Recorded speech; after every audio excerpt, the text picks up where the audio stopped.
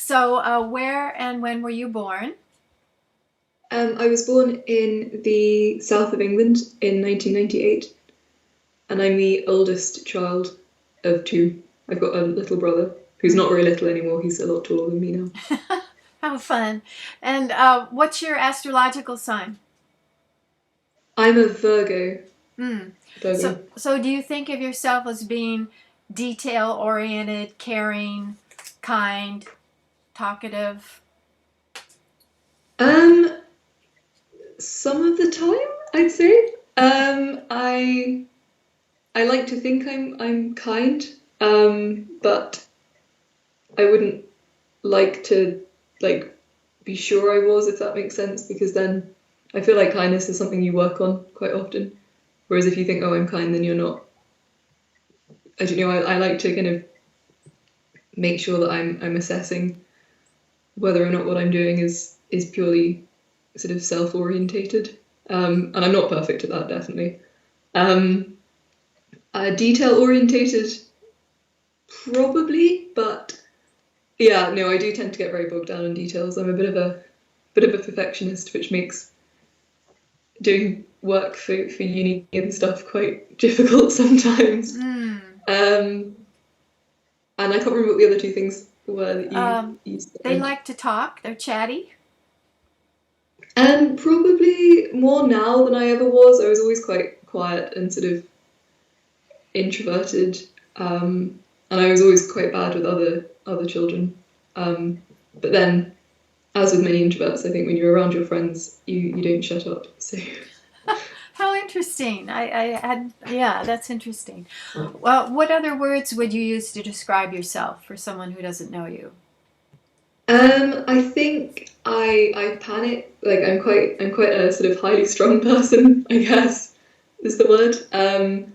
I like to think, or like I spend probably too long thinking. I tend to get a bit lost in the clouds, and I think that kind of ties in with the panicking as well. And I have quite a strange sense of humour, um, like quite a I don't know. I think it's quite dry. That's probably a bit over flattering for myself. I think of Brits as having a dry sense of humor. I worked on a book about visionary scientists, and one of the profs was in Germany in a band for 4 years, and he said he'd often do his dry British humor, and they wouldn't get it. They were too literal or something, so it went right over their head that he was being funny. Um, so, what are you studying in university? I study history, just single honours, straight history, at the University of Glasgow. And your origins are British, but do you have connections to Scotland in your family as well? Well, yeah, I grew up in England, and then both my parents are Scottish, so I like to consider myself British because it's both England and Scotland. I wouldn't consider myself English, and I also don't sound very Scottish, so British is the easiest one to go for because it's sort of the union of the two. I majored in history at Cal Berkeley as well, and I really liked it because it's so foundational. I mean, you study what is, and that appealed to me as well. It's not so as theoretical as some other fields. It, the Yeah, reality of it was appealing to me. It's a good basis. yeah, yeah. What what I, what will you do with it? Do you think, in terms of profession? um, I remember in first year we sat down in the hall with all of us that were doing history, and they were like, this. I can't remember what the percentage of graduates that have history degrees were, but comparatively, considering all the degrees that were offered sort of nationally in the UK, a lot of people do history. So probably there won't be a lot of scope for me to do something based in history. Um, I I don't know is the honest answer. I'm still trying to work it out, and I have some ideas. I think sort of the like charity sector is something that quite interests me, but it really depends on whether they're hiring, whether they'll hire me, all these things. Yeah. Yeah, I but didn't I'm glad. know until I was a senior in university what I was going to do with it. And I tutored a neighbor girl and I really liked it. And a friend said, "Why don't you get your teaching credential?" I thought, well, I will. I guess I like making people think. But it sounds like you're not thinking in terms of teaching. I left school thinking I'm doing history. I'm pretty keen not to come back as a teacher. And I've heard pretty much every one of my teachers that taught me said that they said exactly the same thing when they left school. So there's about, there's a solid probably 75% chance that I'll do teaching and I'll love it. But Yeah. I'm not entirely sure. I have another year left of uni. In I'm considering doing a master's, so in history, with yes, a yeah. specialty in what? Again, I'm not entirely sure. There's a like a conflict like archaeology course that the University of Glasgow run that I'm quite interested in. But I only know about it because that's how I met my boyfriend. So I'm probably have positive connotations with that exist slightly without the subject margins. So Hmm. um, yeah, but it's a lot of thinking, I think, Yeah, ahead. you have time. Um, just say a word about national politics. Scotland is thinking about leaving the UK because of Brexit. What?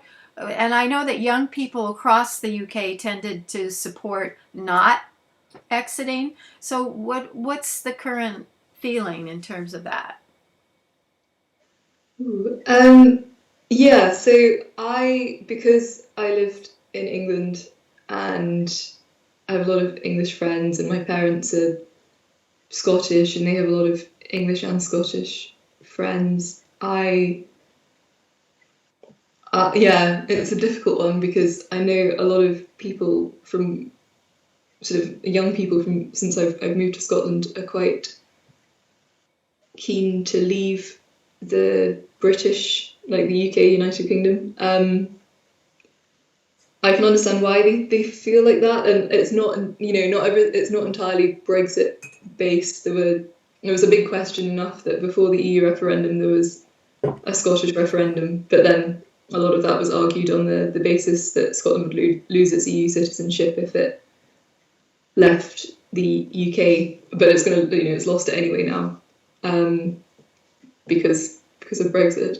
So there's a I'd say there was a legitimate question because there's a lot of debate within the Scottish Parliament of whether or not there's even grounds for them to run a second referendum. I'd say there was a legitimate sort of basis for them to sort of push for it. It's the way I see it is the same way that towards the end of the Brexit stuff, I just saw it as Britain in the EU or outside of the EU is it's just a concept if the planet's dead or the planet's dying or humanity's struggling to survive. So I I feel like I can understand why people are very passionate about the question of Scottish independence, but at the same time, I feel like it's all sort of secondary. I wouldn't be vocal on either side of a campaign because, in my mind, the thing that's most important is that we push for climate justice before we push for sort of changes on a map. But not everyone feels that way, and that's quite understandable. Mm. Yeah, I thought it that's was interesting that throughout the UK, youth were against Brexit more than older people. So there was a generational divide on the issue. yeah. There was definitely. I was a few months too young to vote in the referendum, which was a bit. Yeah, that was. I was not happy about what happened. I don't know many young people who were pro Brexit. I know a few, and I know the few that were sort of mainly on a like it was more of a sovereignty based issue, whereas I feel like a lot of, especially because we saw the sort of spike in hate crimes that went on, I feel like a lot of other people were like immigration's a problem, and then when you've got someone like Farage championing, oh, I can't speak, sorry, um, this rhetoric of Britain being like full up and whispering about Turkey joining and why that would be a terrible idea and all this sort of stuff. And then that big poster of the sort of line of people queuing up. I think maybe that sort of drove panic, which maybe, and then the solution that was presented was Brexit, and then as well the idea that we'd get £350 million extra for the NHS. Is that true? Not yet. I mean, I'm sure if you asked Dominic Cummings, he could come up with a more convincing, compelling answer about that. But well, I mean, neither of us were democratically elected, so I suppose I've got as much right as him to speak on it. But it's not. It definitely didn't come about. It hasn't happened yet. I suppose we've only just left, so in theory, maybe it would. But given the government's track record on funding the NHS, it's maybe unlikely to get our hopes up about that. I'm trying not to be too one-sided, but I think you can probably tell my feelings on the matter. That's okay to take a position. As well as your interest in history, you also are an artist. That you use your art in your activism. Is that right? I wouldn't say I was an artist. I'd say I had an interest in creativity, but I'm not trained, I'm not talented, and stuff like that. So I think it's more fun to, like, it's a good way to unwind. I've always enjoyed like textiles or drawing or doodling, really. It's always something that's helped me sort of focus. So all my lecture notes and stuff, I'm not scribbling the whole time, and they've got mine too, all sorts down the margins and stuff. Yep. And it's quite fun to do the signs. But I wouldn't say I was particularly artistic. There's no sort of hidden meaning, I wouldn't say, in anything that I'd drawn for the signs that I make.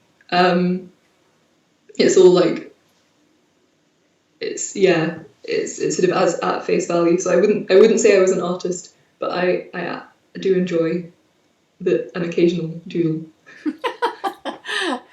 What images do you find draw people's attention to the issue? I think the most iconic, for some reason, is the polar bear on the ice floe. Somehow that speaks to people. What other images have you used or seen other people use in the movement that make the point? Because a picture is worth 1,000 words. Yeah, I think, I don't know, when you were saying about the animals, because I was thinking children before you said about the animals, and it's sort of like they never work with children or animals, because I suppose children and animals in acting, they like can't quite be contained. They're sort of like free spirits, or they're not entirely able to control how they behave. So when things start affecting, it's that sort of idea of innocence, I think, anything that's like a corruption of that innocence. So children, which I think is probably why it's so striking that it's children that are the sort of the forefront of this movement, and then animals. And I'd also say that the sort of the images that relate directly to the climate crisis, in terms of like something I drew a few days ago was like someone wearing a flower crown, but it was all like junk waste basically that was making up the crown, and things that sort of play on the idea of what already exists, or like what we'll be losing and what we're replacing it with, and all that sort of stuff. And a lot of the art that comes out is sort of art that's inviting people to come to strikes. So we're really, really fortunate in Glasgow that we have a really great artist who goes by the handle of @JerichoVisual on Instagram if you want to check her out. But she does, a lot of her artwork is sort of it's almost like pun based to get people to come to the strikes, or it's it takes sort of existing sort of like templates or concepts. Like for Valentine's Day, we had sort of roses are red, violets are blue, and stuff like that, and then link it into a climate emergency themed. What was the end of that? Roses are red, violets are blue. You better save the planet, or boo hoo hoo. Yeah, it was something like that. It was. I will find. And is there a way to show us some of your art on the screen? I can run up and grab a book.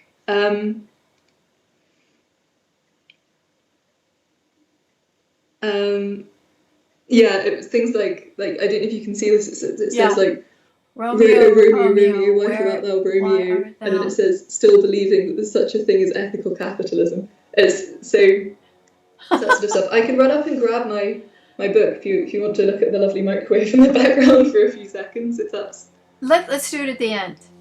Be cool. Okay. So the historical question is, how did you get interested in climate activism? When did it dawn on you, and how old were you? I think I've always been interested, or always been a bit concerned. I remember when I was quite young, it must have been before year 3. So that's when you're like 7, 8 in the UK. My friend and I went on like a Save Water campaign, and we wrote little like paper flyers, and we went round, and I was like knocking on my neighbours' doors and being like, "Oh, save water," and they were sort of showing me how they save water. And I remember one of my neighbours was out, and I was like, and I couldn't work out where her letterbox was, so I just sort of weighed it down with stones on the driveway, and she came and knocked the door and said to she was like, "What on earth is this?" to my mum. She wasn't best pleased, and I like hid in the bathroom, and I was a bit scared.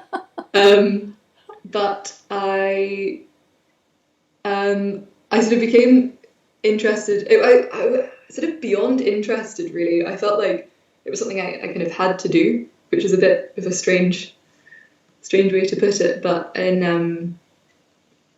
when Greta Thunberg visited the UN, she made her speech there, and I was a bit like, because I knew who she was, but I thought actually I was maybe a bit old to get involved. And then I think it was when there was sort of one of the quotes that was circling around a lot was like, everyone is wanted, everyone is needed. And I was like, oh no, that's still not me. And then I was like, well, actually, why isn't that me? Because I'm not a sort of perfect climate activist, as it were. I'm not,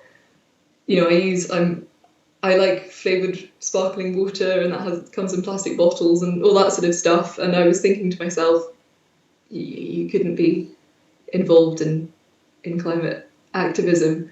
But I sort of realised quite quickly after that actually you couldn't not be, I guess. Like, I felt like it was a sort of necessity to be involved, and I also, the reason that even though sometimes it gets quite tough, is like the reason to stay involved is that we in the West, or in Britain, like, we have the option, like, oh, we don't need to fight this every day, because if we take a day off, like, it's going to take a little while for us to start really, really being hit here.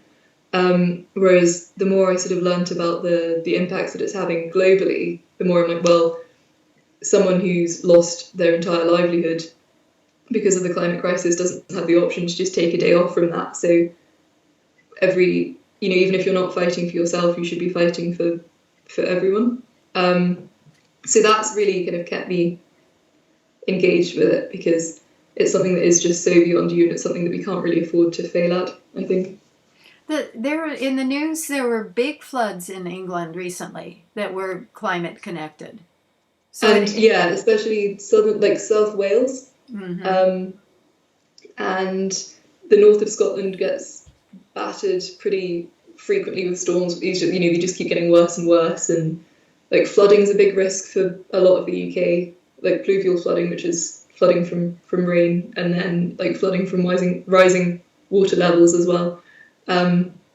So yeah, but like, so when I say that it's not going to affect us here, I don't mean that we're not going to be hit by it, but like we can adapt. I suppose we can adapt better, and that's why I'm also quite wary of this sort of idea that humanity will be fine because we'll just adapt our way out of it. Because not every country can adapt, and nobody can adapt enough to avoid it forever. Yeah, if you're in Bangladesh or you're in an island nation, there's no way you can adapt to sea rise. Yeah, I guess maybe the dikes. I mean, you can do a little bit, but you can't make your island not be vanished. yeah. And then the other thing is, I suppose it wouldn't just be rising water levels you'd have to be contending with. It would be food insecurity and shortages. It would be water, like drinkable water shortages. It would be raising temperatures. It would be the weather as well as like the flooding, the rising sea levels. It'd be population decline. It would be massive losses to biodiversity. It's sort of like this. I don't think you could ever adapt. Like even in the UK, we hear all the time about how there's just not enough money for everything, and where's the money going to come from? What has to be lost to respond to like a long-term emergency sort of planetary breakdown? I just don't see it being possible. Right. So, how old were you when you realized I'm not perfect, but I need to get involved? I was just 20. No, that's a lie. I was like just the tail end of 20. I think I got involved in July. I went to my first strike in August, and then I was 21 in September. Hmm. And so it was Greta's speech that kind of galvanized you that, yeah, I should be part of this. Yeah, it was really interesting for me to see a young person speaking to adults in a way that would be characterized as quite disrespectful and her be completely correct in doing so. Because I was always very, very wary of upsetting adults. I think partly because I had such difficulties talking to children my own age, my sort of like if I was in a new situation or if I was in school or if I was in like on a camp or something like that, then the first thing I'd always do would be like to seek out the adults. So I've always been very concerned or like anxious in myself about upsetting adults and upsetting sort of authority figures because they were the people that like I knew. I suppose a teacher's like they're there to support all the children, and if one of them's slightly left out, then they're going to try and speak to that child. So I was always very worried that I'd upset the teacher and then I'd have no one to speak to. And I think as I got older, that sort of manifested in if I upset any adult, then I'll like something bad will happen. So to see someone younger than me who quite quickly after I became aware of who Greta Thunberg was, I was sort of interested in what her story was, because I think the knee-jerk reaction for a lot of people is this really young person's been doing this. Like, are they okay? All this media attention's on them. Are they going to have, like, is something bad going to happen? Because good things rarely happen to child celebrities as they get older. And I was a bit like, this seems a bit wrong. So I sort of read about her and her family and sort of quite quickly realised that actually this was sort of a response to a huge crisis that everybody else just sort of seemed to be unable, if they were concerned, you're sort of unable to get the traction about it. And if they weren't concerned, even if you were sort of aware of what the problems were, of me certainly, like I sort of knew about the problems, and I'd been taught had a wonderful geography teacher who sort of showed me, not me personally, but showed us how a lot of the different crises that we were seeing around the world were very interlinked, like fast fashion and the palm oil thing and climate change and oil companies and like exploitation of indigenous peoples was all very linked. But I thought that because we were being taught about it, then someone must have been doing something about it. And I never went the extra step to be like, what are they doing about it? So to sort of hear about that, to hear Greta Thunberg speaking about that, and then that sort of triggered me to do my own research, which arguably we all should have been doing a long time ago. That was what made me realise that it doesn't matter how imperfect I was. We need to be trying to do something. So what form has been most effective, do you think, in terms of your activism? Striking or social media, or what have you focused on? I still like striking on a Friday, especially on the national strike dates that we have in the UK. Is still the best thing that I do, I'd say. But I'm such a tiny little fleck of existence in the larger network, that I think that the strikes are probably the most important thing that we all do at the moment, because they keep us connected and they keep us like they attract like more attention. And if we stopped striking and we were only speaking on social media, I think that would the movement would sort of peter out. So the sort of constant presence of activists, I think, keeps the crisis in the minds of people. Social media is really important, especially for like communities that already exist, like the activism communities that already exist. So like I would never have found out about the Congo rainforest if I hadn't got Twitter and found Vanessa, like very, very, very early on. Like the first few days I was on Twitter, I think I found Vanessa. And then that's become like a huge part of my activism. But the thing I realised when the general election happened in the UK was that your social media, I mean, I was always aware of social media bubbles, but it was much worse than I thought it was. That I thought the government would win a minority at best, and I was not expecting especially, I mean, it wasn't as bad as the exit poll came out. When that exit poll came out, I was like, wow, I really need to wake up to the fact that the world is nowhere near how it is on, like, reflected by the people that I follow on Twitter. So I think that if I sort of channeled all my interest, all my energy onto like online activism, I don't know if it would be as effective as being actually on the street, because people on the street can't control what they see, whereas you control what you see on your phone. So the social media is really important for connecting people and sort of spreading information and awareness and creating community and having fun and all these sorts of things, because it's a social network, but it's not the same as like direct action or the striking, which I would say was the most important thing that we all do as a group. And then some people do amazing other things, like getting to speak places, speaking to leaders, engaging with people, but we can't all do that. And if we make that like the benchmark of activism, then I think it would discourage people from being able to, or would because not everyone, that isn't a realistic picture of what most climate activists do. So that the strikes, I'd say, were the most important thing. Sorry. Yeah, coming back to your very first question about whether or not I like to talk, I'd say in this case probably yes. Oh, that's sweet.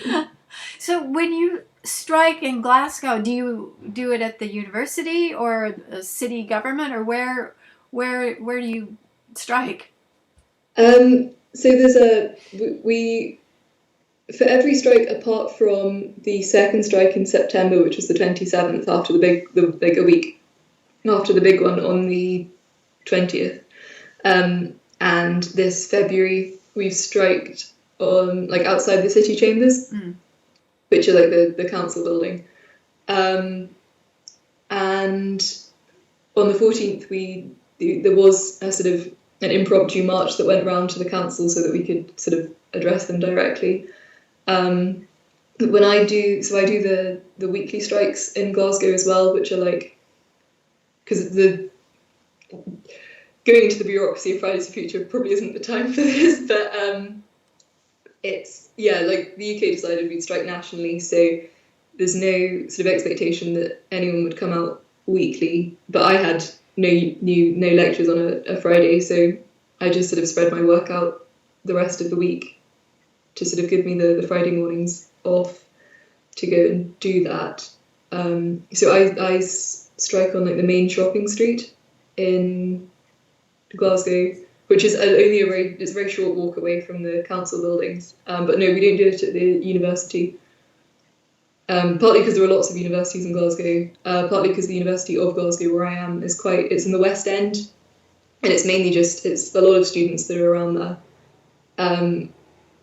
Whereas the city centre is sort of everyone on their daily like commute to work or lunch break or shopping or taking their children, and I feel like you get a more diverse range of people there. Do you have signs and information handouts, or what do you have to convey the message besides your voice? We have flyers, like the Scottish Youth Climate Strike, which is like the Fridays for Future chapter in Scotland, have flyers.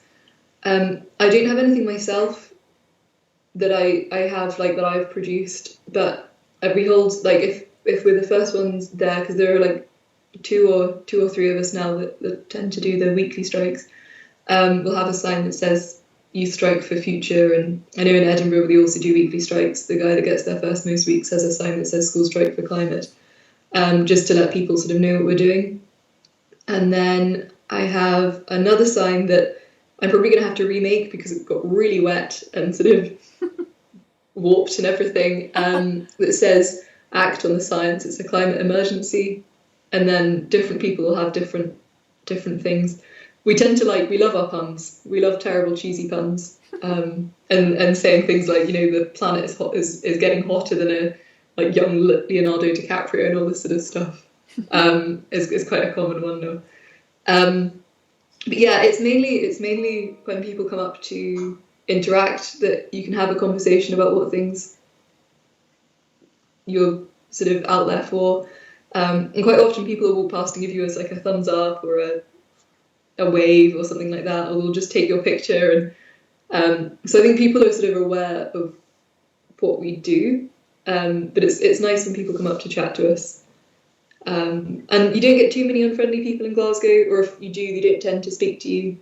Or if they do, they just sort of say one sentence and then they'll walk off. They're not interested in a dialogue, which is quite nice, because I know in other places it can be a lot more hostile. Yeah. Maybe this would be a good time to get the book with your flyers, since we're talking about it, the posters. Okay, thank you.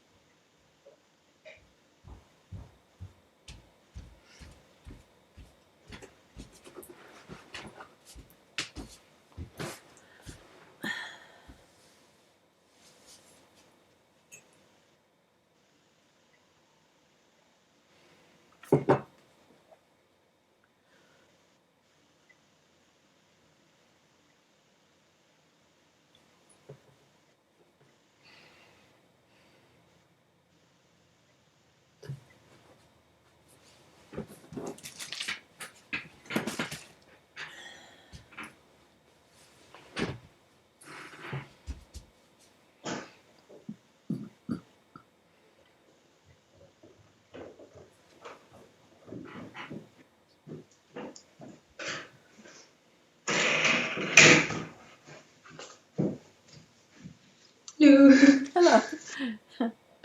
So yeah, this is the flyer that Scottish Youth Climate Strike had produced, with some information on the back of it.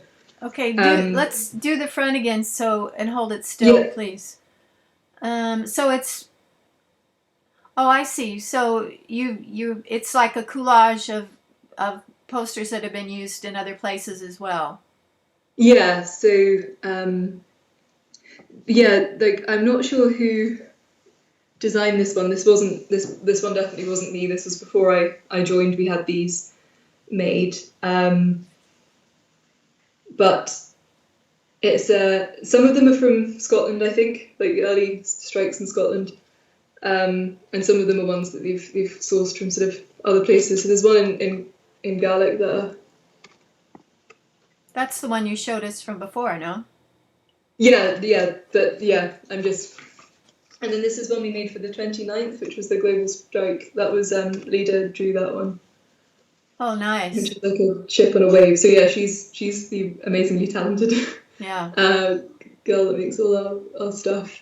And then yeah, that's just got information on the back of it as well. So those are like the sort of flyers that we'll tend to give out or we'll use to advertise. And then I've doodled some stuff as well, but it's not stuff that the SYCS uses. So I don't know if you want to see Oh, that. It's I'd just love to stuff see overall it. rather than No, I posters. want to see it. Please. Okay. Please.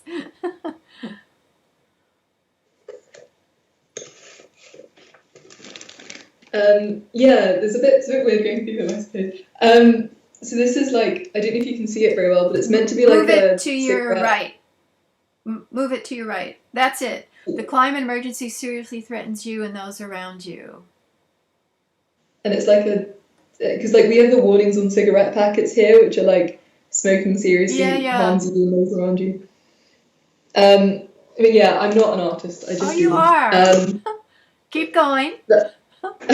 This is from the one. It was meant to be the 14th of February, but for some reason I wrote January because I think it was January when I did it. But it was like the Love Your Planet strike for Valentine's Day, Oh, so it's a right. bit. That's great.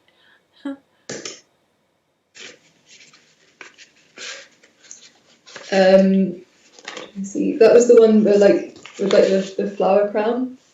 Oh. Oh, that's great. I love that. Thank you. You're very nice. I'll need to call you every week.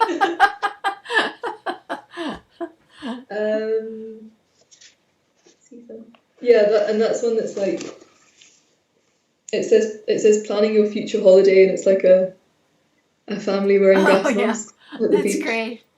But yeah, so it's just sort of silly things like that, and my slightly bad colouring in because it's such a I don't know, it's quite a large sketchbook, and I'm like, oh, this is taking forever just doing this blue, so it's really But I don't I know. love the wreath one. I hope you color it in and put it on Instagram and get it out and about. Maybe I shall now. I've had the Yeah, the request from your fan. yes. A fan request. um, what do you find in terms of percentage of female activists that you work with? What percent are young women? I think it's a fairly even split actually Hmm. in Glasgow. Like people that I work with directly, um, there are some non-binary people, there are some males, and there are some females. Um, there are definitely like in terms of high-profile activists, I'd say mostly female.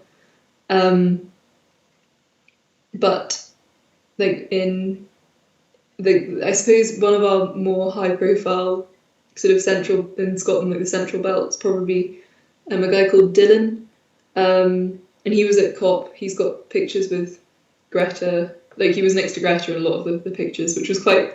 It was like they were all coming up, and I'm like, oh, there's Dylan, oh, there's Dylan, which is quite cool. Um, and the the guy that started the Congo rainforest strikes from the Democratic Republic of the Congo, he's a man, and I've got huge respect for him. And then Vanessa, who sort of brought it to Uganda and was able to get it more international attention. It's obviously a woman. So yeah, there are definitely a lot of female figures. I think there are more men or more males and non-binary people as well. I think tend to not quite get featured to the same. Like, 'cause I think we're so used to thinking in like the gender binary that we don't tend to think about non-binary activists as well. But I think there are a lot of people that we don't see a lot of, but it's definitely a pretty female. There's a lot. The non-binary activists, what pronouns do they use? Do they say they, them? One of the people in Glasgow doesn't really care at all about pronouns, and doesn't want to sort of specify, doesn't believe in pronouns. But others use they mainly, like they them pronouns mainly, I think. So I guess that leads to the question of intersectionality, about how all these social issues kind of work together. Do you want to comment on that, on intersectionality? We have a sort of not difficult position, but different position in Scotland, in that the population of Scotland is something like 97% white. It's really, really like a strong white majority. So when we're thinking, our strikes really aren't very diverse to look like. If you wrote down on paper everyone that came, it would be mostly sort of white Scottish people. But we've had discussions about that, and we thought that it was probably wrong to go out and like recruit people to sort of be your token brown face. Yeah, and it's not like we don't not have anyone involved that's not sort of an ethnic minority or anything like that. But I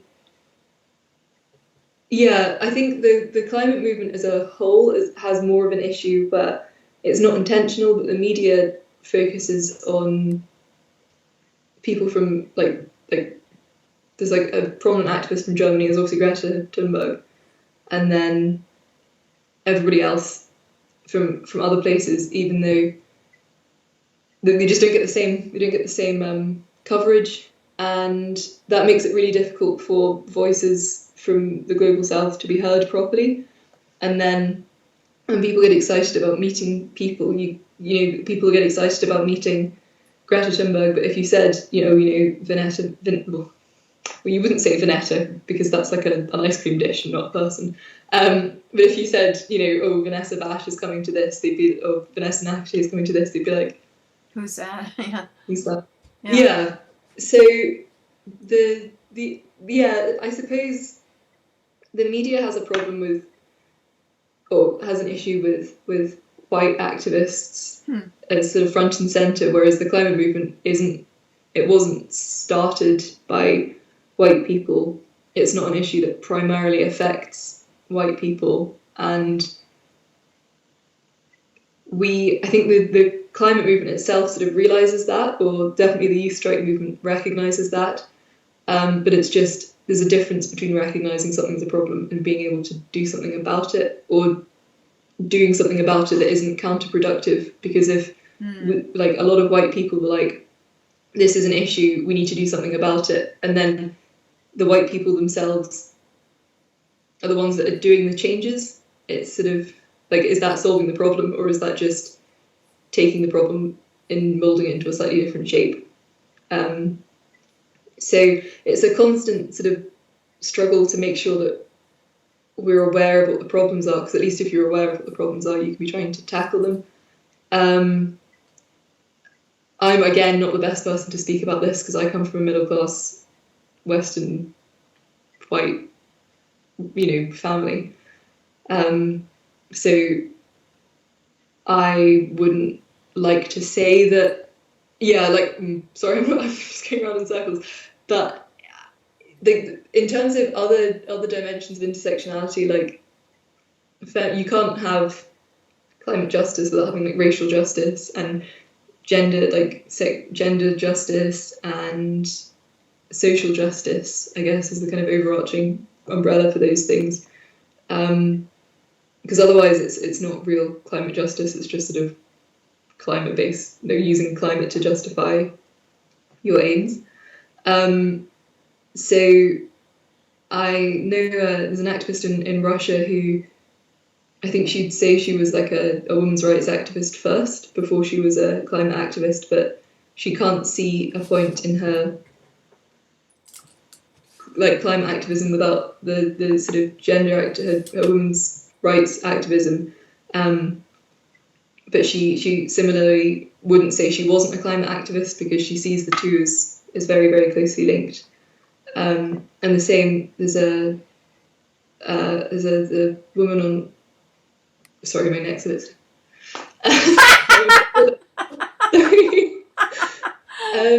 There's a woman called Osalado Adenike from Nigeria, like in the Lake Chad Basin, who is, yeah, she's done a lot of writing on sort of ecofeminism and the links between the two.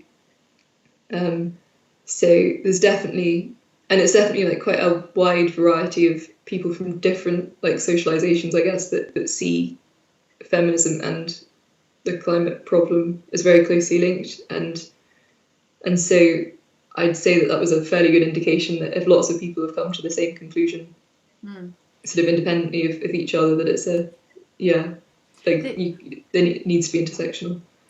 Vanessa was left out of a newspaper photograph. She was cut out by the newspaper, and I wondered if there's any explanation for that. I think they said, oh, that was just the way it was cropped, or they said it wasn't because she was a person of color. What that was an interesting example of this bias. How did you explain it? I think the response was quite telling in that it was the Associated Press that sort of took the hit for it, but because they did it directly. But I think it's a problem that all the media's had, in that if they'd seen Vanessa's story as important as it actually is, then she would never have been cropped out of the photo, because she'd have been a focus for the photo, whereas basically what she was just a peripheral activist with a peripheral, raising a peripheral issue as far as they were concerned. So I think that, yeah, Vanessa being cropped out was bad, and then their explanation was worse in a way, because it just sort of confirmed the fact that they were like, oh yeah, she was in front of a building, the building didn't look nice in the photo, and all this sort of stuff. But the main issue was that they still didn't see Vanessa's story as an issue, and they removed the only black activist from the photo. They completely removed her story, therefore, from the minds of people. Like, she could have just not been there. And in a way, it was really, I mean, in a sort of twisted way, it was sort of a good thing that they'd done it, because then they could be called out for it and we could have a sort of a more open discussion about it. And about the climate crisis in Africa, which is why Vanessa was there, was to speak about that sort of, and the fact that an entire continent of people were erased by cropping out one person is quite telling. And right. It's sad, and it's good that it was called out, and it's good that Vanessa's able to speak about it with quite a lot of authority now, because she has a sort of example of exactly where it's happened, so visually as well, to be literally cropped out of a photograph. But people like Vanessa and Vanessa herself have been sort of cropped out of the conversation for so long, regardless of whether they're in the right places, whether they've, like if we're not talking about the people and the situations that people are in, then we're not doing enough, I guess. So yeah, it was a teachable moment. I see that it was so visual. Since the picture is so illustrative, to have that happen makes a really strong point. Yeah, there was no sort of metaphor that could have been more apt for what happened than literally what happened. Yeah, it was a really important moment, and it was it was just visually telling the story of what's happened to voices that have been edited out as well. So what kind of organizational structure do you work with Fridays for Future and the Congo Rainforest? How do you organize, meet, plan, reach out? What's the structure? So we Fridays for Future organises internationally, and then there will be a few representatives from each country that are sort of feedback the information from their groups. In Scotland, that's largely sort of reproduced on the national scale, where all the local groups will have autonomy, but we'll feed into the larger national group to sort of discuss things like financially. We all use this. Scotland has its own, like Scotland uses the pool of Scottish money. It's not like Glasgow has some, Fort William has some, Aberdeen has some, Edinburgh has some. Like we all use the same money, so we're quite centralised for that. But otherwise, as with Fridays for Future, it's quite spread out. And I can't speak for other individual national groups, but Fridays for Future tends to be like every country has its own, like no countries isn't forced to do something because another one does it, which is why we sometimes end up with different international strike dates and stuff like that. But we and then the Congo rainforest, because we're very international and there aren't like the Congo rainforest is obviously a set point on a map, whereas the stuff that Fridays for Future is talking about is sort of international and you can focus on your own issues, whereas the Congo rainforest stuff, it's sort of making sure that we've got the right information about things, which it's all online, basically, the Congo rainforest stuff, and that's because a lot of the activists are from different countries, so we can't meet up very easily. And if we do, then it's more of a social thing. Like there's no decision making that's made because like I've met up with a few people, and it's just been like having a chat and being like, isn't this fab that we've all been able to become aware of this, than being like, oh yeah, we should do this and this and this and this.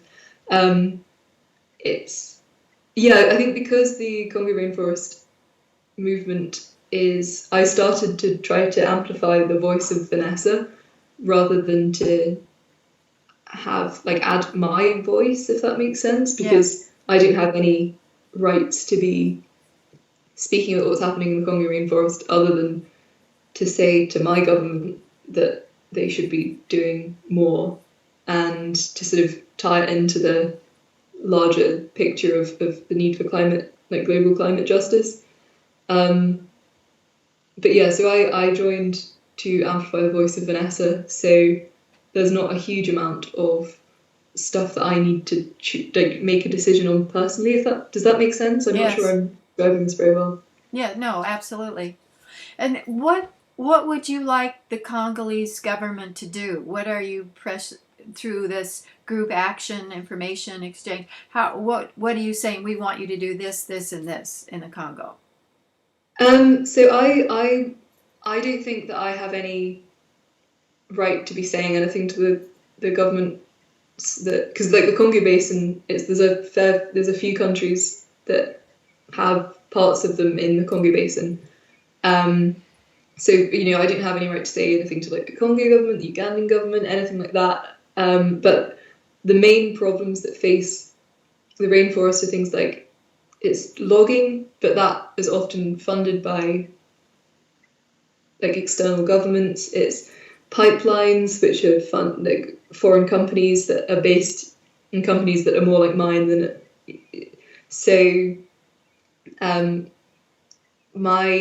My feeling that like my place within the movement is to sort of push to like raise awareness within my own countries, and to push the governments of because we've got the Scottish government and the UK government to stop like subsidising any companies that have ambitions within the rainforest, and to put pressure internationally on governments that fund companies that carry out loggings and stuff like that, as well as the sort of wider aim of looking to make sure that all their policies are sort of in line with us like achieving climate justice. So it's quite a complex one. Mm. It's mainly awareness raising when I do stuff online, but it's also to show that you can have international support for what seems like quite a local issue, because there's no local when it comes to something as important as our global ecology. Yeah, there are Yeah, lungs, right? The rainforests are our lungs for the planet. yeah, definitely. And they are, I can't, yeah, I'm struggling to sort of find the words to explain how important they are, as literally important, and also as like figuratively important, as symbols of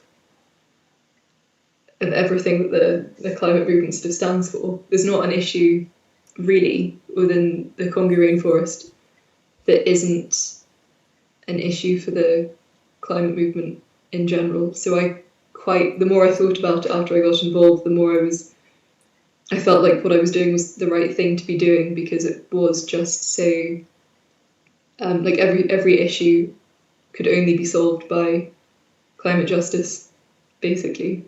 So it's quite when if I get chatting to people about it when I'm doing my protest for the Congo rainforest, it's a bit, I can go to like I can get to sort of, I don't know, conspiracy theory, but it's not a conspiracy theory, but to like, and this is linked to this, and this is linked to this, and this is linked to this. But it's a good way of explaining to people how everything is so linked, and how we, standing on a sort of rainy street in Glasgow in the cold, should be caring about this rainforest that's completely different climate. Well, not climate, but completely different, like tropical climate, essentially, and different sort of people that rely on it are totally different to the people here, other than the fact that it turns out actually we're all humans, and we're all very reliant on the planet more than probably we're aware. Would you like to visit the Congo? I would love to visit. Practically, I'm not sure I'll ever be able to, because I think in the future we'll be like, humanity won't be able to fly places, and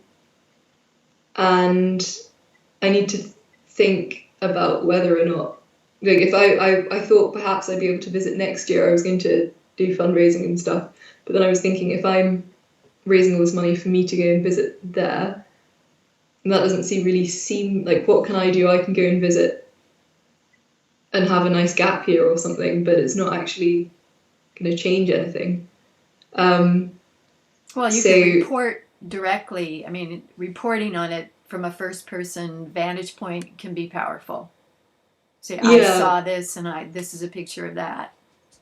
Yeah, no, I guess, but I like, there are already people that live in, like, actually live in the forest. Like, Remy lives, his family relies on the forest and like has a sort of symbiotic relationship with it, or did, before climate change sort of shifted that balance. So I feel like it would be better to raise or to amplify those voices, rather than just say something, like me repeating something from an outsider's perspective that I don't fully understand, because I've gone there because I really want to. I'd love to. I'd really, really love to.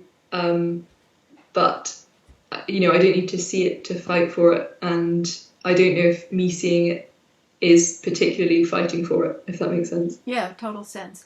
And would you have flight shame from flying in an airplane?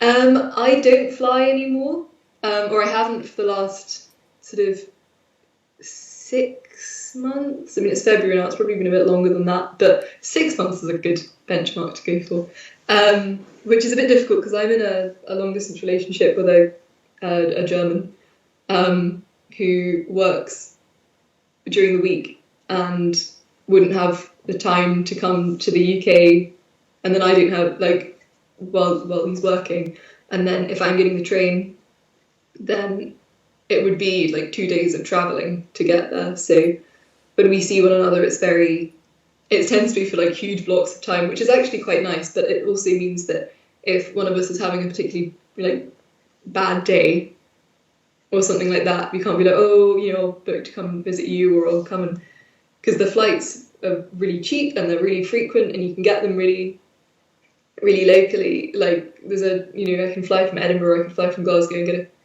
and travel a bit more to Hamburg, but it's, yeah, like I couldn't in all good conscience get a plane when I know a train will get me there. So I don't know if I agree with flight shaming, especially for like people in the US, say, who have like immigrant families. Even like if you have families that live in Taiwan, say, you couldn't say you can't visit your family again. I can't sit from a European perspective and be like, well, if you're not traveling there, you're not sailing there, and you can't go there because it's people's families. And then similarly, if you live on like the west coast of America and you need to visit like Massachusetts for some reason, there just aren't the same travel networks that you can hop on a train and it'd be a smooth journey all the way there. So I don't really agree with flight shaming. I would feel bad because I have all the other options available to me, and I purposely sort of spend money to make sure I can afford the train tickets rather than the plane tickets. Not everyone would be able to afford the plane tickets. Because, yeah, so it's a very complex issue. I'm quite happy to sort of wag my finger at business people who fly 6 or 7 return flights a year for things like, but it's difficult because then if you didn't do that, then you wouldn't have your job, and it's a lot to ask of people. And while I'm in the situation where I don't have to fly, I have the other options available, then I will take them. But I don't feel like I have I'm no moral authority. I can't dictate what other people do. And I don't really agree with flight shaming in the same way, because at the moment the alternatives just aren't realistic. Yeah. Yeah, I mean, it takes a lot of energy to take a boat across the ocean. So, you know, do you think of yourself as a feminist? I think yes. If you'd asked me this a few years ago, I'd have been like, oh, I don't know. But the more I've learned about what feminism is, the more I think that yes, I definitely am. Yeah, I mean, I can elaborate on that a bit, but I would definitely say I was a feminist now. Why would you have said a couple of years ago? I think I sort of was aware of feminists in the sort of really extreme headline grabbing, like, it's quite interesting actually, because the more I've thought about it, the more I would say that I didn't really have an issue with like things like the slut walk when that happened, and I was a bit like, oh, I don't know if I agree with that, but yeah, I was like a teenager that, as you know, still felt my PE kit was a bit ridiculous and all that sort of stuff. But sort of the more I learn about feminism, the more I'm like, well, why can't they do that? But I think part of it was because another dimension of the sort of feminist like representation was people that were quite like, it was like, I suppose what we'd call like white feminism. And then I heard other people say that made them quite uncomfortable, and I was like, oh well, maybe complaining that the air conditioning's too cold in this building is a bit ridiculous when at the time in Saudi Arabia women weren't allowed to drive and all that sort of stuff. And I was like, well, people are focusing on the wrong issues. I wouldn't consider myself a feminist because I'm not like, I don't think my life's that bad. I don't have any right to sort of speak about that. So I sort of had to think about whether or not that was an accurate representation of what feminism actually was, and then doing more sort of learning about it. by the time I left school, I was quite happy to say that I was a feminist. But for a few years of leading up to that, I wasn't as happy to say that, even though I still was. Like, my thinking hadn't changed a huge amount, other than sort of developing in some areas. But it was this sort of presentation of what people were saying, and I was like, oh no, I don't agree with that. But the things that I did agree with, but actually were sort of feminist. So yeah, if that does that make sense? Yeah, equal opportunity. It's pretty simple. Yeah. To me. When activists are organizing, it seems to me that two big issues are burnout, and people just drop out, and debates about ideological purity. You know, who's the most progressive, who's the most this, flight shaming, blah, blah, blah, blah, blah. And I wondered if you agree if those are major issues, and if so, how you deal with them. Burnout's a huge issue to start with, especially when it's such a young group of people. Like, at 21, I'm pretty old for doing this, for Friday, within Fridays for Future. Burnout's a huge issue, I think, partly because people are balancing their exams, their coursework, being a teenager is a time of huge personal turmoil as well. And it can be really, really difficult to sort of hear about constant bad news and constant pressure and constant feeling like you're not getting anywhere. And then every time you think you are getting somewhere, something else will happen, and it will sort of knock you back to where you feel like you're at stage one again. And then there's huge tensions within the groups as well, of like, people are quite scared to sort of give some control to other people, because what if it goes wrong, and like, we're fighting for something that's so important, but then if you're trying to spin too many plates, then they're all going to start crashing, and then people get angry about that. And then so it's because it's such it's basically a terrifying situation to be in, or to be so aware of, that people do burn out, and it's really hard to know what to do about that, because it's happening to everyone. And it's like, I wouldn't say we managed it hugely well, because I'm not sure how you do manage it, because with the added element of like eco anxiety, even telling people like, oh, just like have a bath, light a candle, try and de-stress a bit, and then they're like, then you're like, oh god, candles aren't always ethically made, and like, if I'm burning it, is that releasing CO2? And oh my god, if I have a bath, that's such a waste of water. And you just get, because when you're panicking about things, and you're panicking about things that really have no, like burning a candle is no match for the might of the entirety of ExxonMobil or something like that. But burnout's a huge issue, and I don't think we're not able to tackle it very well, other than just when people burn out, or when people say, I think this is going to happen, then people are really good at, like, we sort of split up the load. I remember when I was doing Duke of Edinburgh, they said that if someone was not able to walk anymore, or like if they were struggling to walk, then everyone would take a bit out of their rucksack and add it to theirs, so that the person that was carrying like slightly less weight, it meant they could go for longer than the whole team could finish.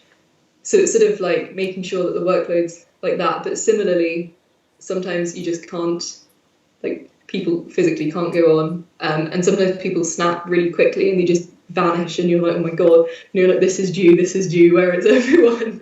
And then so it's really difficult to manage. In terms of purity, it's difficult, as with any movement that's very people focused.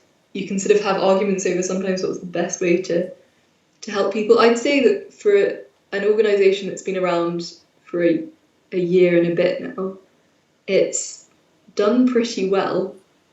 There are definitely tensions, there are definitely internal tensions, there are definitely tensions on the local group level. But I think because we haven't got unified Fridays for Future aims. We tried to get some in this summer, I think, but it just didn't work out. I think giving the groups autonomy is quite a good way to sort of manage these things, and then making sure that every group's respectful of all the other groups, and in return they're respectful of you. But on the most part, it sort of helps prevent massive ideological arguments, because we haven't got a 6-page or 122-page manifesto on what we want society to look like, other than that we want it to be just a society that survives, and a society that's not based on fossil fuels, and that's sort of adjusted in response to the science. It's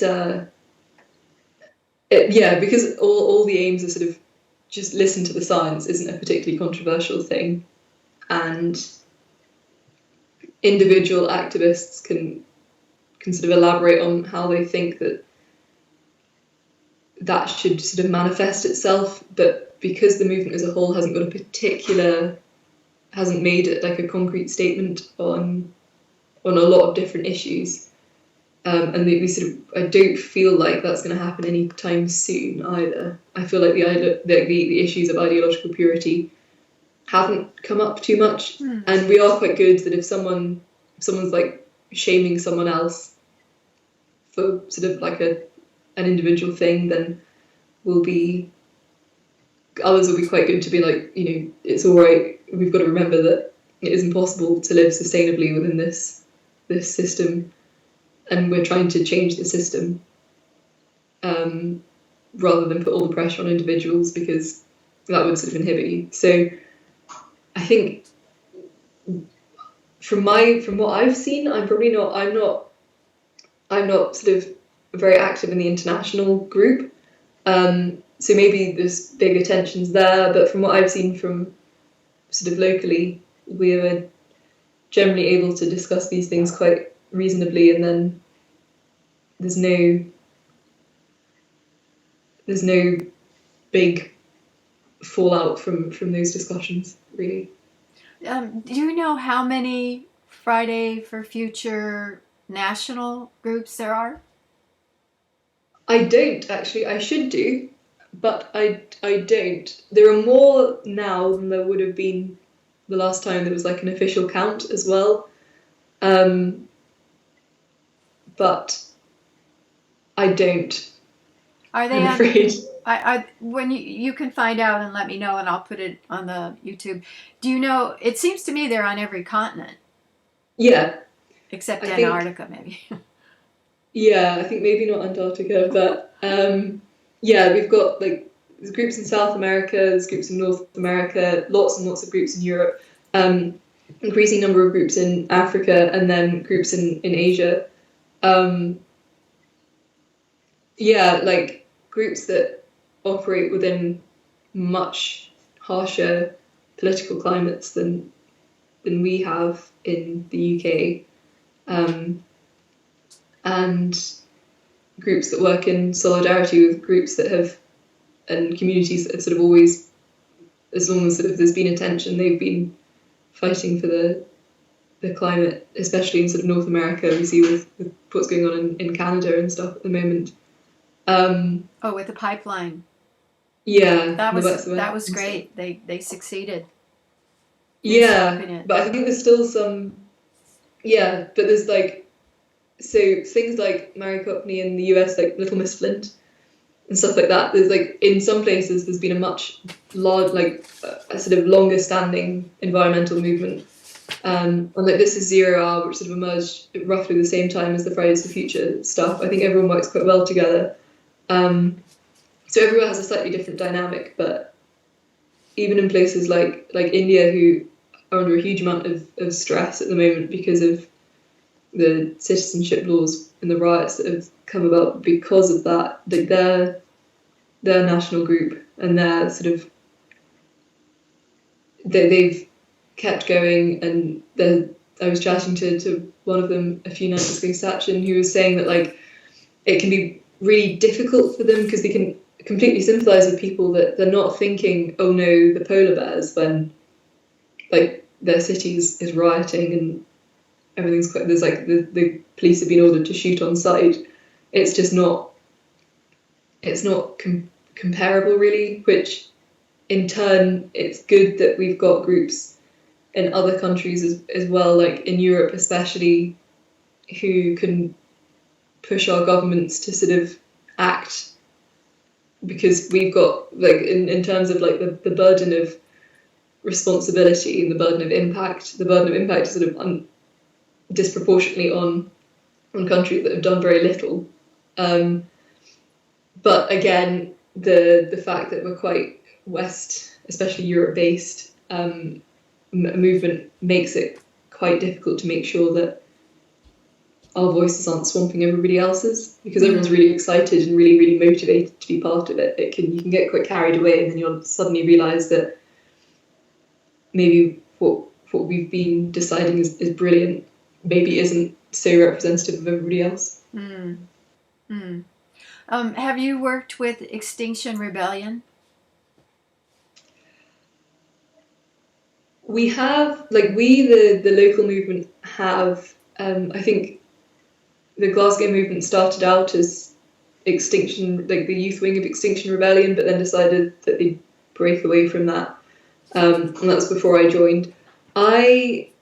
Extinction Rebellion in Scotland is slightly different to the Extinction Rebellion in the rest of the UK, even though I think they are still one movement. But I've not worked with them personally. I've worked with people that are part of Extinction Rebellion, but I didn't go to the London blockade things. I didn't. I'm not part of Extinction Rebellion and that sort of stuff.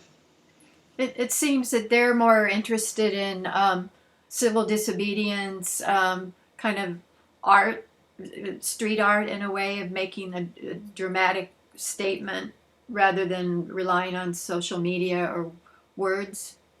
Would you say that's fair? Yeah, I think one of their sort of taglines is sort of like science, not silence, and stuff like that. They're very keen to speak about it, and I wouldn't want them to stop doing what they're doing.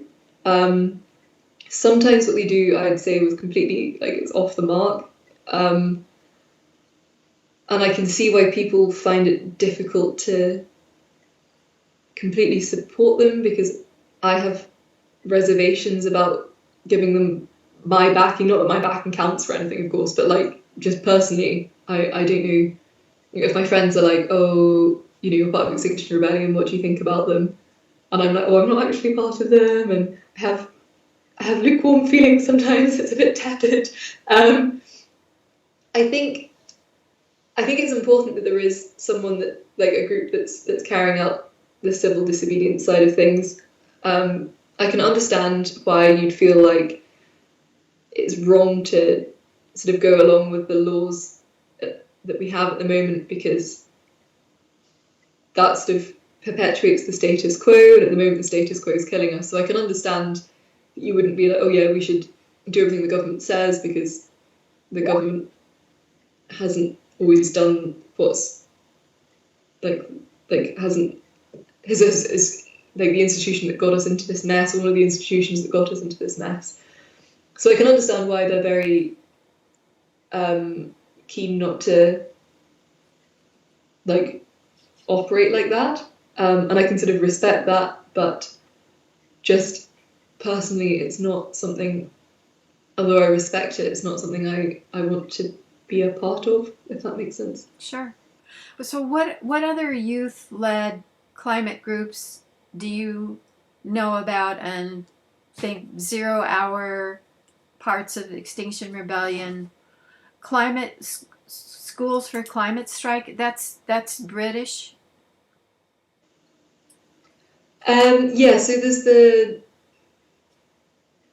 Fridays for Future in the UK is called the United Kingdom Student Climate Network. Oh, that's the UK branch, and that's the English and Welsh branch, I think. And then Northern Ireland is NISCN, which is Northern Irish Student Climate Network. And then Scotland's Fridays for Future branch is SYCS, which is Scottish Youth Climate Strike. It's very confusing. I don't know why the names are the way they are. They just are. And then UK-wide, there's also the UKYCC, which is like the UK Youth Climate Coalition, which I think existed before the Fridays for Future stuff. I think they're a slightly more established group. And then, so the School Strike for Climate is like hosted by the Fridays for Future groups. So they're the same thing. That's just like the action, I guess. Then there's also Polluters Out, which is quite a new thing, which was founded more to give a voice to the activists from the Global South, which is its main aim at the moment is to get polluters out of or stop like companies from fossil fuel companies or representatives from these companies from being able to attend like COP26. Because a lot of the guys that founded that were at COP25 and saw how the inclusion of these groups or these people was sort of able to stifle the voices of the communities that they directly impacted. So Polluters Out is quite a new thing. I think their first action is the 20th of March. And the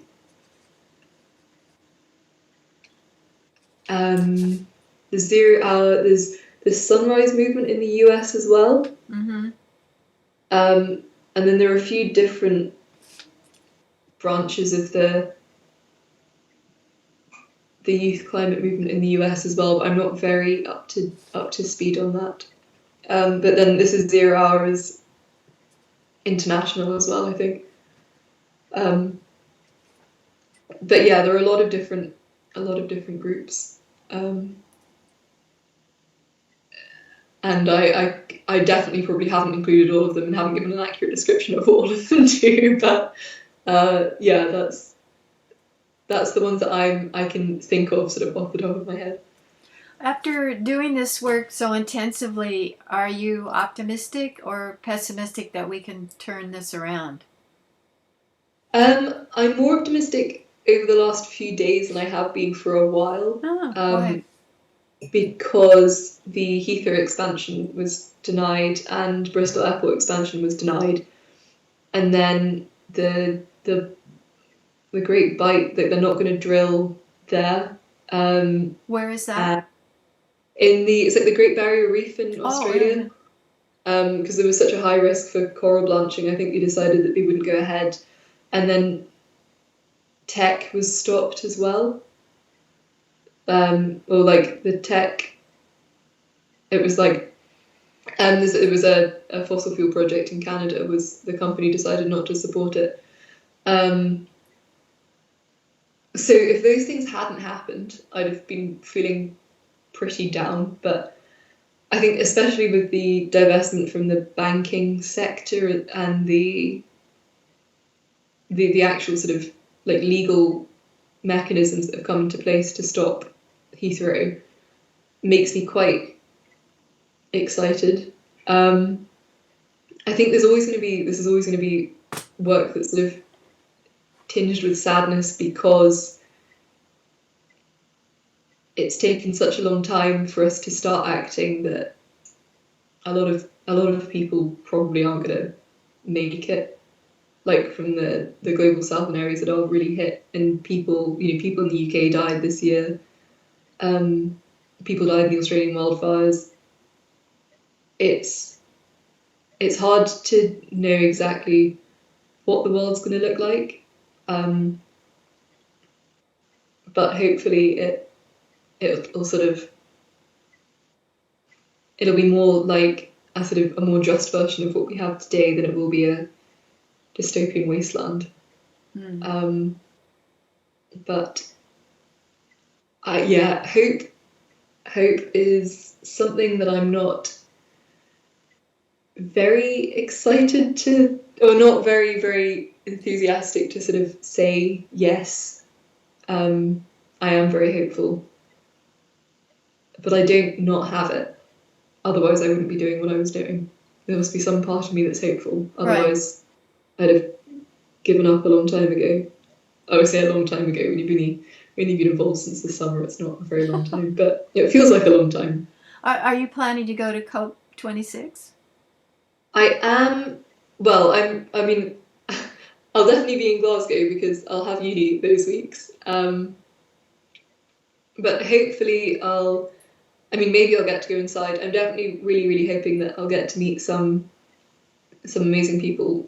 Like I'm really, really hoping I get to meet Vanessa. That's like a um, big reason for me to try and attend.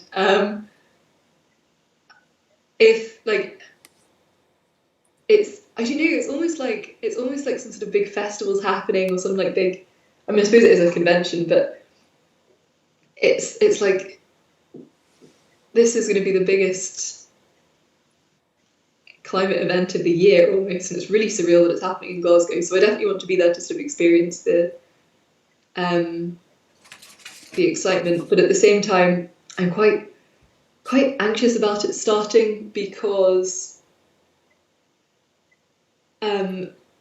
it just sort of sets us up for more disappointment. Oh, Like if they don't, like, there's so much that could go right, and we'll want so much from it, and we probably won't get it. And then even with these sort of managed expectations, there's such a lot riding on it that I'm kind of worried about it concluding because likely the conclusion is going to be pretty hollow. well, hopefully we'll have a U.S. climate supportive president. Yeah, I That would be do. very That'll be helpful. as interesting as well because I suppose it'll be so soon after the elections, won't it? And all the Democrats Yeah, are running as supportive of climate activism. yeah, that's really good to see because the situation was not quite the same in the UK. Um, yeah, it'll be really good to see because the US is obviously such a major world player And the that second although biggest polluter. yeah, and I think a lot of eyes will be on the US for many reasons, but I think the climate will probably be on everyone's minds. Well, I say everyone, on a large number of people's minds more so than it's ever been That's what makes before me the hopeful US. is in the past elections, climate change was barely mentioned, and now it's one of the top issues. And Yeah, I actually read that Trump was at a meeting and claimed that he was an environmentalist because he knows yeah, it's an issue now. So now he's saying, "Well, I'm that," and yeah. so It's that's encouraging. And at the same time, he does executive orders. Oh, it's fine for the coal, sorry, the toxic things. You can dump them in the rivers. That's fine. So he's yeah. not. What was it he said about the heating America with good clean coal or something like that? He said, Oh, but yes, it's so hopefully the 49% of Americans who approve of Trump will forget to vote. yeah. They might get lost. I don't know. Maybe there'll be a big storm. We'll get blown away from the polling stations. We Or don't finally, know. what he says that the coronavirus is a hoax and that it's just something done by the Democrats to make him look bad. So if in fact the coronavirus becomes an epidemic, then he'll really look like a fool, and people will Yeah, well, I mean, realize it's an interesting choice approving Pence to be in charge of the response, he doesn't considering, believe in evolution. He doesn't believe in science. I mean, the from some of the stuff I was reading about his involvement in meant to do like tackling the HIV Oh yeah, crisis, that didn't go very well, no, to put it mildly. So yeah, it was an interesting choice, but I suppose this has been a presidency characterized by interesting choices. right, based solely on loyalty to him, not on skills. Yeah, But what some commentator said that another thing that could be going on under the surface is if it doesn't go well, then he'll blame Pence. So he becomes a Yeah, maybe scapegoat. maybe he's going to choose a different running mate this year. I don't know if he can do that, can he? Can he choose a new vice president? Yeah. Yeah, maybe he's going to have his son. Maybe the media office went quite well, or maybe Ivanka. Sorry, I'm just going to grab myself some water. Okay. I don't. That would be very unconventional, but he's unconventional. Yes.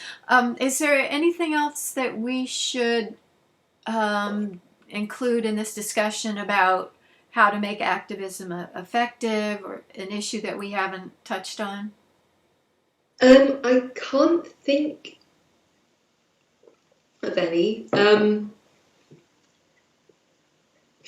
While you're thinking, Yeah. I need to ask you why Gen X is so capable of leadership, because I don't think that previous generations you saw activists at 15 or 11 like you see now. So what's going on with this generation? I had to think about this the other day, actually. I was chatting to my cousin who's about 10 years older than I am. Um, I think part of it's to do with social media. I think even if we had, say, when I was, I mean, I'm about 21 now, when I was 11, um, we had social media, but it wasn't quite at the same scale. And then when my cousin was 11, because she's in her 30s now, so like 20 years ago, if someone had done what Greta Thunberg had done, I'm not sure it would have. Like, social media has played a huge, huge, huge role in the growth of the climate movement. That's completely undeniable. And how we communicate and how we organise international events on such short notice, how we respond to things so quickly, how we get all this information, how we can get information that isn't from mass media sources and all that sort of stuff has come about really only because social media has taken off in such a huge way. So I don't think the movement could have existed really before it has now. I was thinking back to sort of like dial-up broadband and stuff that we had at the sort of the early stages of my childhood, and most Gen Xers, like my brother, doesn't really remember dial-up. We had it for a while before we switched. You know, like most families got rid of it before we did. Yeah, and I just remember my mum, like my dad would be doing something on the computer, and then my mum would like pick up the phone and go, "Wee, wee, wee, wee." So my parents and I all laugh about this, and my brother just doesn't remember it at all and just thinks they're making stupid noises. So to be so, I think Gen X, the vast majority of Gen X are so like tech savvy, I guess, but like most of certainly all the websites and stuff that we have in Scotland has been made by people like activists in Gen X and stuff like that.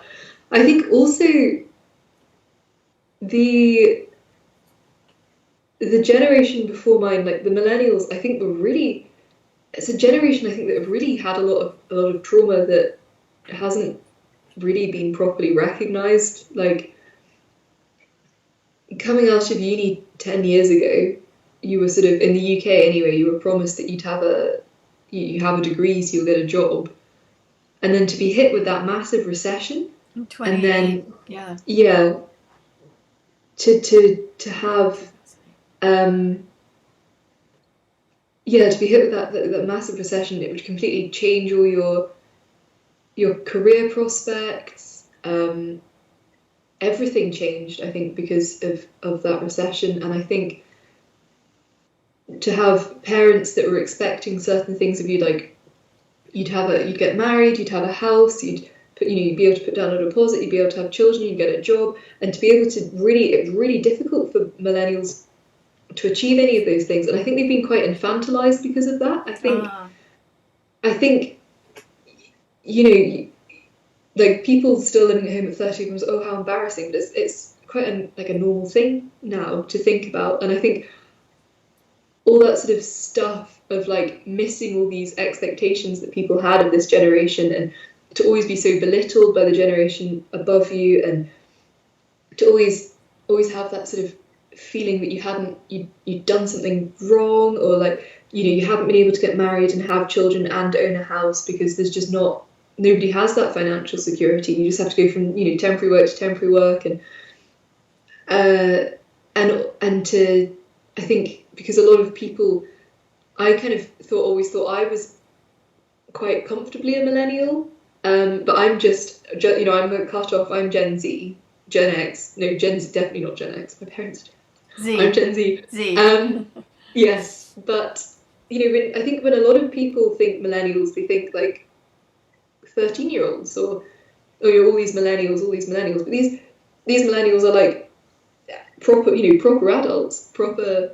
Oh yeah. Lots of them do have children now, and lots of them do. But I think because it was difficult for them to sort of hit all these expectations that the older generations had for them, I think like it's hard to be able to be engaging in environmental activism when like everything's so stressful for you, and everything's so like you have to check these points, and you're not making it, and you're disappointing your parents, and you're not being able to get a job, and you're not being able to get a house, and like, will the economy ever recover? Is this?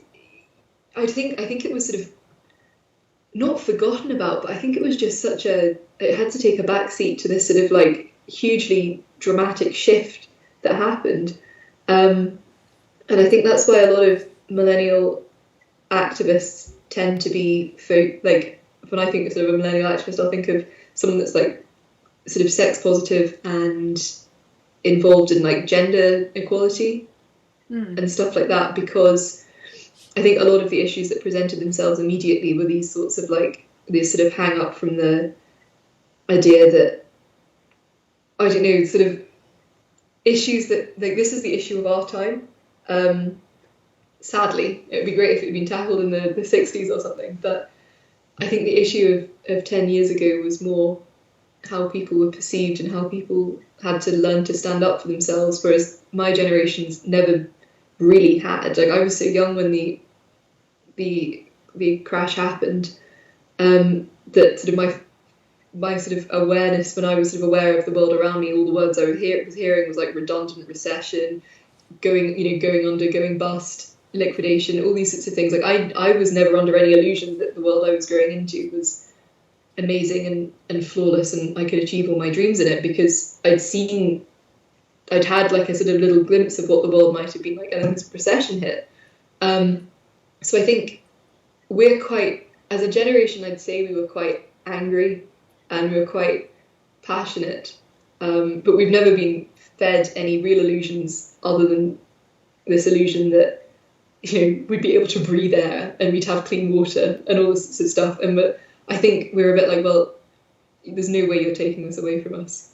And I think that's probably why we're showing sort of like such leadership, because we've come after a generation of people who were really negatively impacted by this sort of like living hand-to-mouth existence just as they entered their adulthood, whereas we've had more of a, like, I think the contrast basically between the two generations as well is quite stark in that regard, and we're just not willing to let people speak, like, patronize us and speak to us like we're idiots, and we're not content to be lied to, because it's quite hard to trust a system that you've seen sort of fail the people before you. So I think that's probably why. But I'm sure lots of people would have very valid different opinions on that. That's just what I've observed.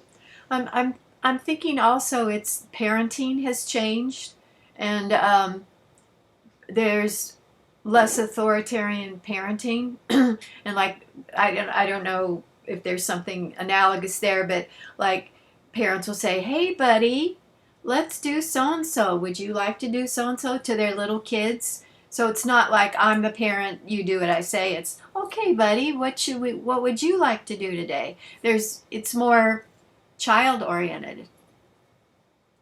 Yeah, that's a good point, actually. I suppose I'm not like, my parents were certainly never like that particularly, but I think neither of them had had particularly harsh parents growing up, so they'd never had anything to like rebel against in that regard. So I'd say my parenting was um, quite typical of, I don't know, maybe because I'm an older Gen Z, maybe. Um, but yeah, I think maybe with like Mumsnet and all that sort of stuff and people sharing their opinions, I remember my mum was speaking to my aunt about my like because my parents did controlled crying with me and my brother, especially me because I was a terrible crying child, whereas my brother was fairly happy to sleep through the night and stuff. Um, and my aunt was saying, that my little cousin was crying all the time and it was really difficult to get her to settle. And my mum was like, oh yeah, you should try controlled crying. And my aunt was like, couldn't do that to a child. It's like traumatizing to them. Um, so yeah, I guess there have been developments, and there's not this sort of stigma about like the sort of spoil the rod, spoil the child sort of thing that we've had in sort of Christianized society for a little while. I think that's gone away a bit, and you don't have corporal punishment in schools. And I remember growing up and people saying, "Oh, this is nonsense. They should just beat the child," and all this sort of stuff. But you can't. And I think I'm very glad that that was the way it was, because it wasn't that way for my parents. So yeah, maybe the sort of the more like softer, more child orientated parenting has given people the sort of conviction they need that their voices matter. Maybe we're less. Well, I don't know if that's true. I was going to say maybe we're less insecure as a generation, but I think our insecurities lie in other areas. But then Like, that leads to another really interesting question: is there's a big increase in the number of teens who are anxious and depressed, especially girls who are anxious. How does that fit in? whew, governments are really obsessed with league tables, international league tables, which means that schools become really obsessed with local league tables and how the funding is allocated. And I went to private schools, so my school had to be really, like, it was really competitive with all the other private schools, and there was always this expectation that we had to perform, and the government wanted 5-year-olds to be doing like national exams and all this sorts of stuff. And then the school gets really stressed, and the teachers are really stressed about these exam results, and then the children pick up on that and they're really stressed about these exam results. And then as well, growing up in a country that's sort of recovering from a recession, even though Britain's obviously a very well-off country, not all the people are very well off, and everyone took a bit of a hit with the recession. And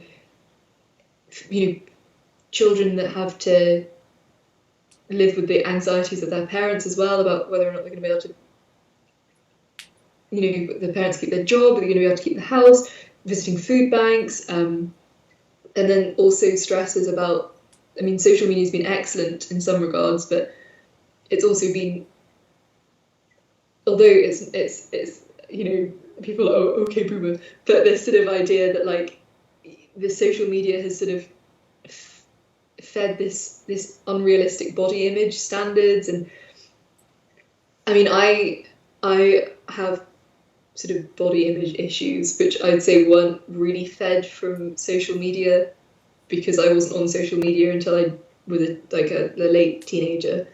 But definitely the fact that you can see like images, or this sort of like perfect body that doesn't actually exist because we've been photoshopping like magazine images and all that sort of stuff.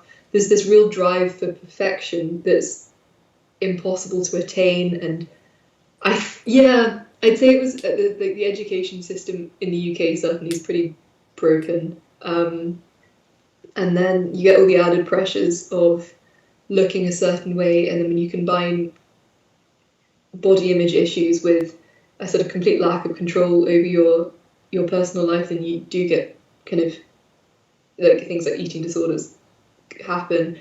But I also wonder if it's people are happier, or not happier, people are more able to talk about these things now, because like we get more autism diagnoses now, but it's not necessarily that more people are autistic. It's that the diagnostic criteria is sort of improved for people to be able to sort of be diagnosed without such massively obvious symptoms.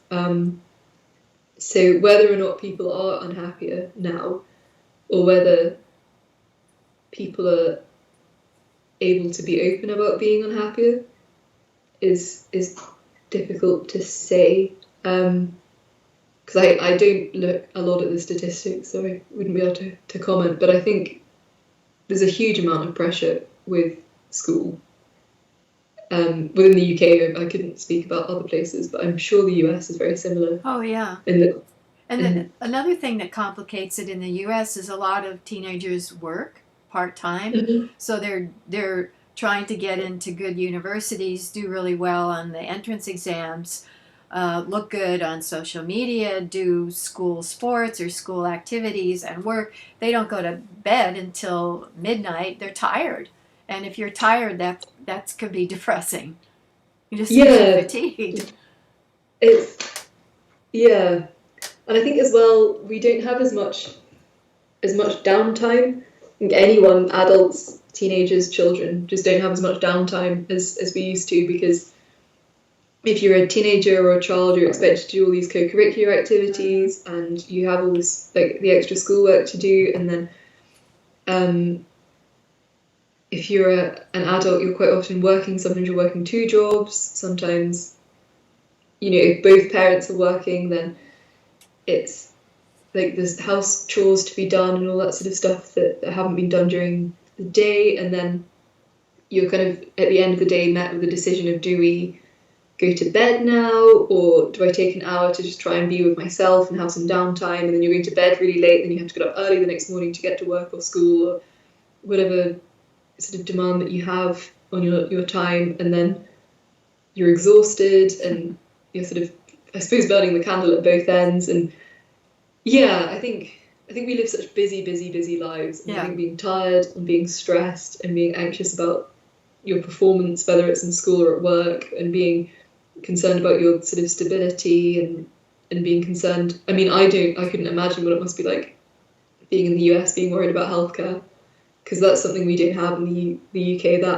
That stress of like, Another stress that you you don't have is that people graduate with $35,000 in debt from know, student loans. So that's stressful. That really inhibits your choices.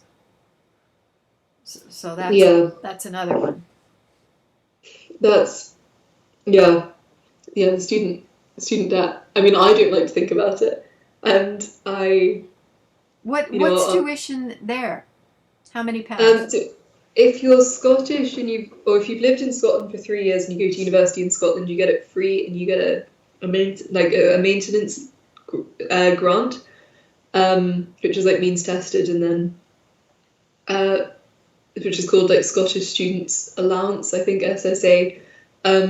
If you're English and you go to university anywhere in the UK, then it's £9,000 a year for tuition, and then you get a maintenance loan as well, which is means tested. And then when you graduate, there's like the student loans company gives you a loan for that, but it's not a loan like a bank loan. And then when you graduate, you pay it back. Once you start earning over a certain amount, it just comes out your wage sort of automatically.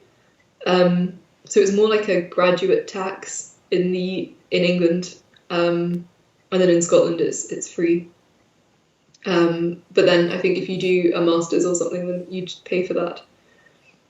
But then in Europe, it's a lot less expensive to do your degree. But I'm not entirely sure how it works. I've looked very, very, very briefly at doing postgraduate sort of abroad. But even for foreign students, it's less expensive abroad than it would be. So yeah, it's interesting how different people do it. But the college situation in the US is, it's kind of mad. Yeah, it is, Um, man. yeah. I would love if you could help with